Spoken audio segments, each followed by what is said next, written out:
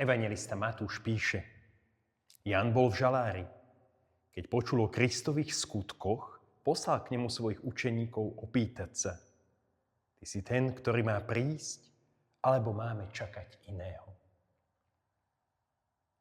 Ty si ten, ktorý má prísť. Toto je otázka Jána. A ako odpovedá Ježiš? Ježiš neodpovedá definíciou, ale Ježiš odpovedá znameniami, zázrakmi. Iným slovom by sme povedali, skutky hovoria o Ježišovi.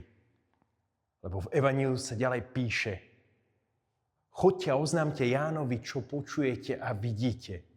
Slepí vidia, chromí chodia, malomocní sú čistí, hluchí počujú, mŕtvi vstávajú a chudobným sa hlása Evanjelium. A tu je odpoveď, ktorú Ježiš posiela Jánovi do žalára. Že on je naozaj Mesiáš. A že toto sa nepozná len z poznania a kníh, ale práve naopak, z konkrétnych skutkov, z konkrétneho života. Pretože Ježiša možno vidieť v našom živote skrze skutky lásky. Pretože on prichádza tam, kde treba obnoviť život. Pán koná tam, kde život sa stáva novým. Toto je to Otcovo milosrdenstvo skrze Ježiša Krista, kde sa Ježiš dotýka zlomeného človeka, kde sa Ježiš dotýka nášho pádu, kde Ježiš nás jednoducho môže zdvihnúť. A kde to najviac prežívame? Vždy, keď my, kresťania, katolíci, ideme na sviatosť zmierenia. Tam zažívame ten najväčší skutok lásky, tej najväčšej blízkosti nášho Otca, ktorá sa koná skrze Ježiša Krista v Duchu Svetom. Tam je Ježiš, keď zakusujeme odpustenie, keď zakusujeme prijatie. Tam je prítomný. A tak Ježiš dnes hovorí každému jednému z nás, že nepozeraj, alebo lepšie povedané, nepočúvaj len moje slová, ale pozeraj na moje skutky. Ja som tvoj Mesiáš. Ja som spasiteľ a vykupiteľ tvojej duše. Pozeraj na ten najväčší skutok, ktorý som spravil, že som sa nechal pribiť na kríž. A toto je tá najkrajšia radosť. Preto dnešná nedeľa je nedeľa Gaudete, nedeľa radosti, pretože sme poznávaní vidieť práve túto krásu. Život svetcov o tom hovorí. Vieme dobre, že svätá Terézia z Kalkaty sa venovala posledným a chudobným ľuďom. Častokrát to neboli kresťania. Boli to moslimi, hindovia alebo neveriaci. A ona týmto ľuďom nerozprávala slovami o Ježišovi. Ona im slúžila. A nie jeden jej potom povedal: Matka Teresa, ja teraz už verím, čo vy veríte. Že veríte v Ježiša. Pretože skrze vás som toho Ježiša jednoducho stretol. A presne o tomto je stretnutie s Kristom, ktoré môžeme vidieť a spoznať skrze konkrétne skutky. Evanjelium ďalej tak naznačuje, že temnota a neistota je súčasť nášho života.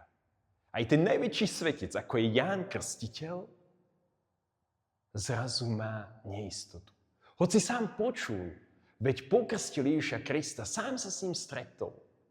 A predsa posiela, aby sa naozaj opýtal cez svojich učeníkov, či on je ten Mesiáš. Ako keby sa mu niečo nezdalo. Áno, aj ten najväčší svetec, ako je Ján Krstiteľ, a to Ježiš o ňom povedal, že zo ženy sa nenarodil nikto väčší ako Ján Krstiteľ, aj ten najväčší svetec môže prežívať krízu viery. Ale dôležité je to, drahý priateľ, drahá priateľka, že kríza viery nie je hriech, ale súčasť našej cesty. Vďaka kríze viery sa ja môžem posunúť ďalej. A teda neboj sa, ak máš krízu viery. Ak možno, že niekedy ani nevieš, kadiaľ ísť a čo robiť. Dôležité však je, aby si mal vedľa seba niekoho.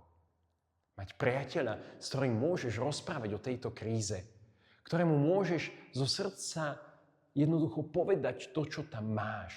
A on ťa chápe. Neostaň nikdy sám, ak máš krízu viery. Ale práve naopak. Skús nájsť a mať pri sebe niekoho. Ale nezabudaj, temnota a neistota je súčasť nášho života. Mal ho i Ján Krstiteľ, mali ho mnohí svedci. Jednoducho, ona sa nás dotýka. Na záver počujeme z Ježišových slov vyjadrenie, že Ján Krstiteľ, najväčší prorok, avšak v Božom kráľovstve aj ten, ktorý je menší, je väčší ako on. Čo chcel povedať Ježiš týmto? Určite Ježiš neponižuje Jána Krstiteľa, ale ukazuje novosť evanjelia. Chce ukázať na to, že pred Božím kráľovstvom je Ján Krstiteľ ako keby menej.